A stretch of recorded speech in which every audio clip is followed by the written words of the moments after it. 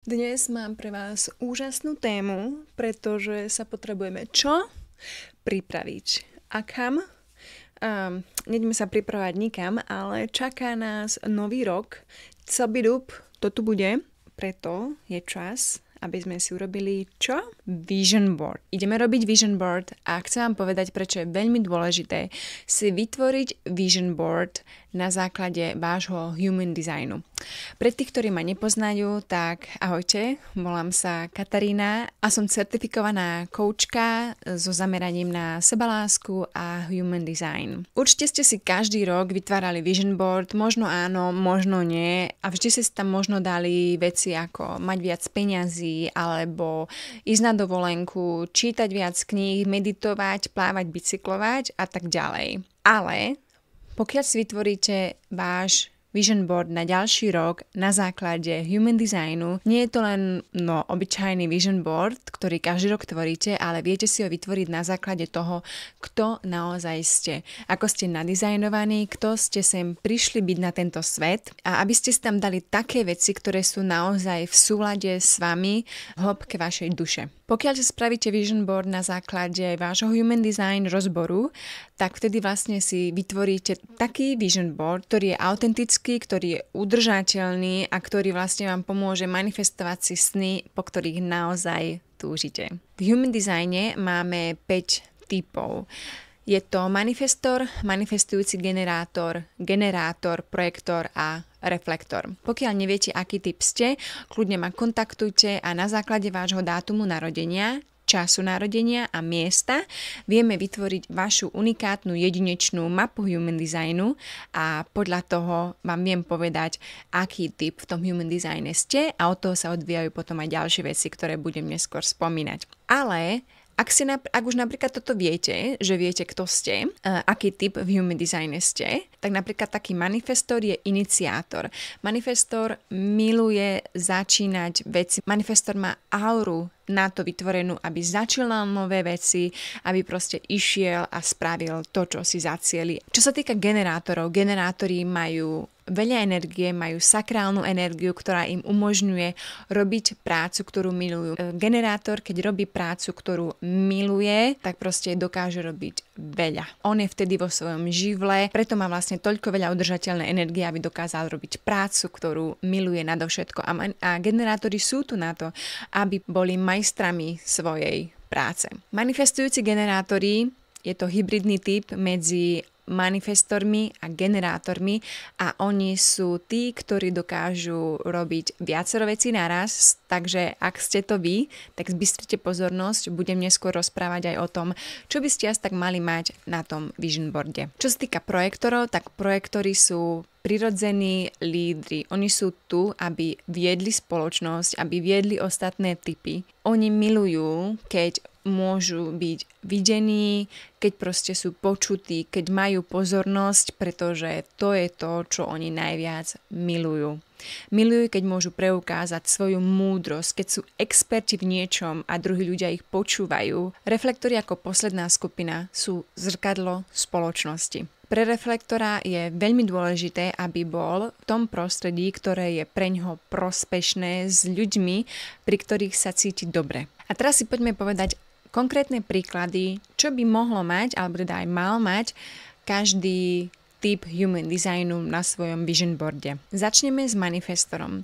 Ako som už spomínala, manifestor je ten typ, ktorý iniciuje veci, má auru stávanú na to, aby išiel a dosiahol všetko, čo chce. Manifestorov je okolo 9% populácie, takže na svoj vision board si, milí manifestori, môžete dať veľké plány, veľké ciele, čo chcete v živote dosiahnuť a čo chcete v živote iniciovať. Môžu to byť témy napríklad líderstva alebo nejakých iných tém, ktoré vlastne budú mať veľký impact na ostatných, ale aj na vás.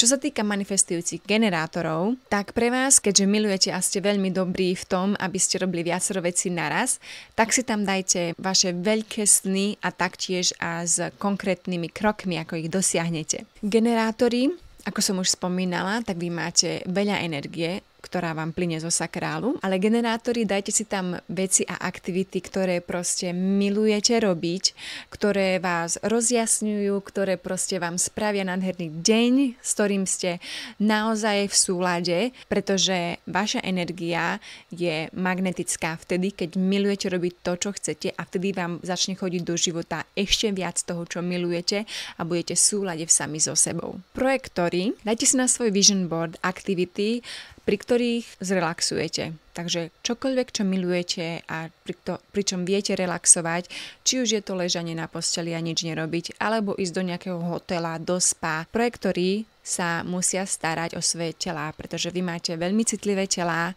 a potrebujete sa o ne starať, aby ste pritiahli do svojho života príležitosti, ktoré sú s vami v súlade. Ja sama som projektor a o tom, čo som to zistila, som úplne zmenila spôsob môjho života a je to teraz o mnoho jednoduchšie, keď viem, že potrebujem oveľa viac oddychu, takže si tam dajte, ako som už spomínala, aj nejaké masáže, čítanie kníh, čokoľvek, čo vám naozaj spôsobuje to, že sa dáte do kľudu a oddychujete a relaxujete, pretože vy potrebujete oddych. Oddych pre vás je priorita číslo 1.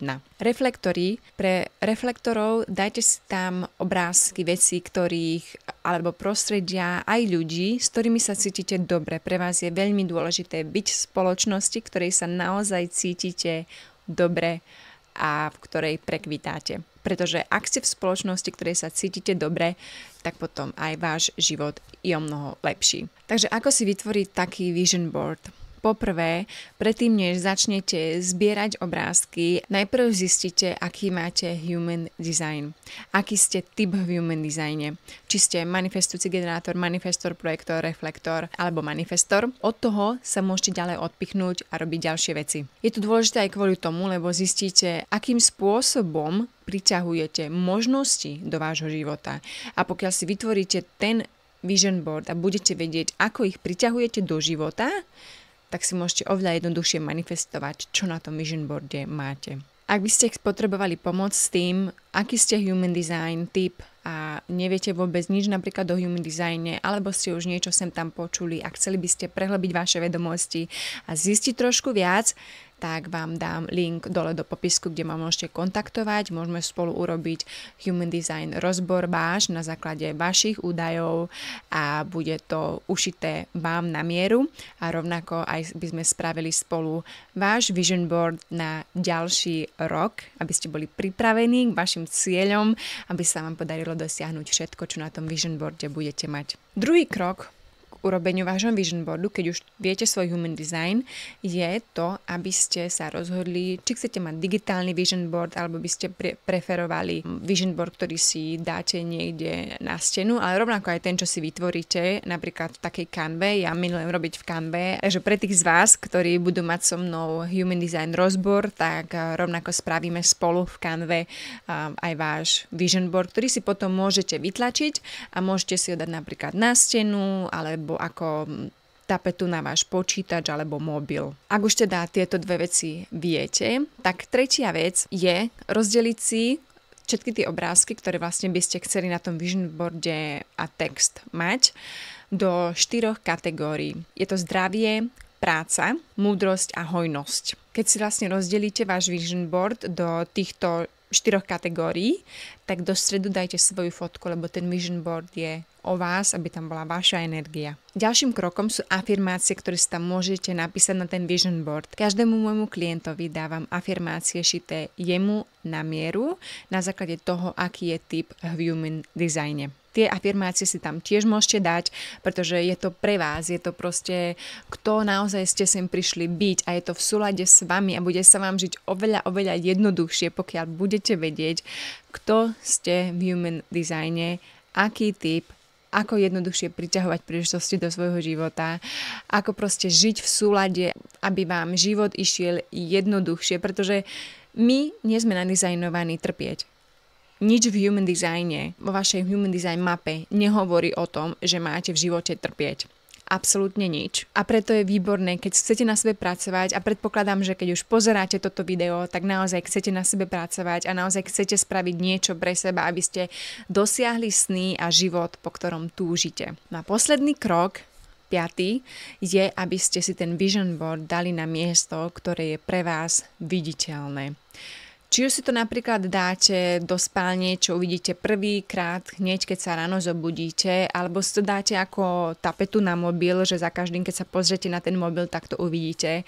Alebo si to napríklad dáte ako tapetu na váš počítač, aby ste to tam stále videli. Je veľmi dôležité si ten vision board dať na viditeľné miesto a pozerať sa na to, aby ste stále mali pred očami vaše sny, vaše ciele, ktoré dokážete dosiahnuť. Toľko teda k dnešnej téme o vision boarde a o dôležitosti toho vytvoriť si vision board na základe vášho human designu. Pokiaľ sa vám toto video páčilo, tak som veľmi rada a budem naozaj veľmi šťastná, ak dáte tomuto videu like a budete odoberať môj kanál, pretože budem rozprávať oveľa viac o human designe a ak vás táto téma zaujíma, tak budem len rada a ja sa už na vás teším v ďalšom videu.